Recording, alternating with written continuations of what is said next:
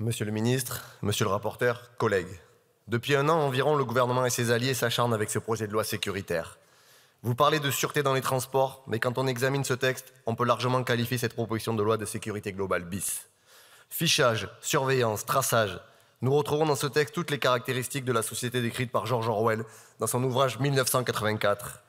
Il s'inscrit dans une dérive autoritaire et liberticide assumée par le gouvernement illégitime de François Bayrou. L'exposé des motifs est clair. Surveillance en tout instant et à chaque recoin de l'espace public. Un texte, monsieur le ministre, loin d'être à la hauteur des enjeux pourtant nombreux sur le transport public en France. Liquidation du fret ferroviaire public sur ordre de la Commission européenne avec pour conséquence des milliers de camions sur les routes. Silence radio de votre part. Filialisation des TER, des Transiliens et des Intercités soumis à l'ouverture à la concurrence. Vous êtes aux abonnés absents. Fermeture des gares, suppression de trains, accidents sur les zones de travaux dû au recours à la sous-traitance. Vous n'avez rien à dire.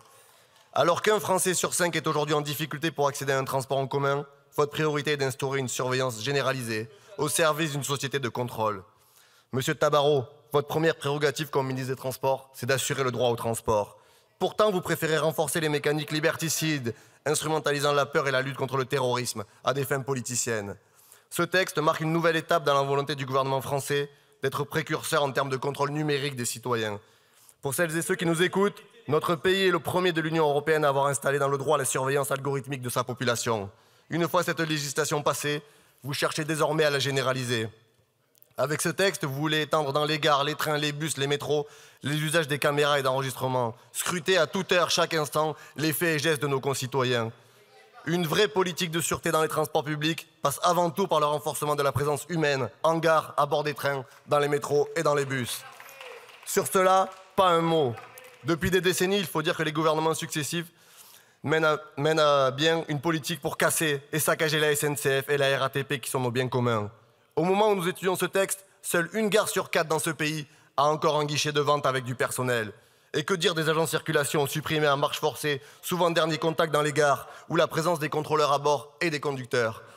Tranquilliser les usagers suppose de poursuivre l'humanisation des réseaux. Avec ce texte, vous transformez les espaces publics en zones de contrôle, détruisant la possibilité de l'anonymat, qui est pourtant l'une des conditions d'exercice de nos droits les plus fondamentaux. Avec vous, la restriction de police est devenue la règle, la liberté des citoyens l'exception. La généralisation des contrôles intrusifs comme les palpations instaure une culture du soupçon. La vidéosurveillance et la collecte des empreintes digitales sont des pratiques venues des prisons. Vous étendez ces mesures à toute la population, traitant chaque citoyen comme un criminel potentiel. Avec cette loi, les agents RATP et SNCF pourraient, hors de tout encadrement, réaliser selon leur propre appréciation des palpations et des fouilles. Alors jusqu'à présent, il y avait des autorisations préfectorales. Un dispositif hautement discriminatoire. Permettez-moi de vous rappeler ce que dit la défenseure des droits, qui dit qu'en effet, les jeunes personnes perçues comme noires et arabes sont 20 fois plus susceptibles d'être soumises à des palpations de sécurité par la police. Désormais, on pourra les poursuivre dans les gares.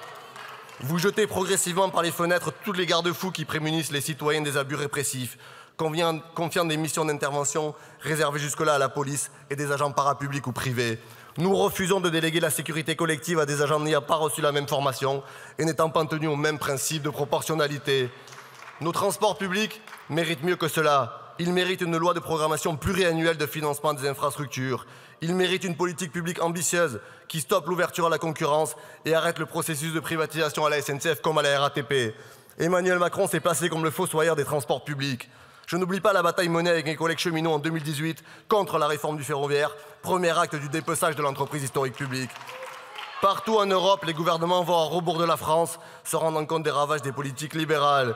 Partout, on renationalise, quand ici on privatise. On ouvre à la concurrence, on découpe pour servir les intérêts de ses amis. La priorité, ce n'est pas de massifier l'usage des caméras, déjà lourdement présentes, ni d'augmenter les dispositifs répressifs ou de faire de la surenchère pénale. La priorité, c'est de remettre nos services publics dans le droit chemin, avec une présence humaine dans chaque gare, chaque train, chaque métro, chaque bus, chaque lieu fréquenté par les usagers, premier garant de la sûreté dans le transport. Les agents de la SUGE demandent plus d'effectifs. Là aussi, pas de réponse de votre part. Ils demandent quel financement? Pas de réponse. Surveiller, contrôler, sanctionner, voilà le cœur de votre loi. Un texte, monsieur le ministre, à votre image, profondément anti-cheminot et anti-service public. Nous n'oublierons jamais que vous êtes le premier à avoir cédé une ligne au privé. Nous n'oublions pas votre volonté d'entraver le droit de grève. Et nous n'oublierons jamais vos premiers mots honteux sur CNews suite au décès de notre collègue cheminot Bruno, que vous avez disqualifié à l'antenne. Comme ce gouvernement, vous êtes illégitime. Comme ce gouvernement, vous êtes en sursis. Ce texte mérite le même avenir que le gouvernement de François Bayrou. La censure, nous voterons résolument contre. Merci, Monsieur Porte.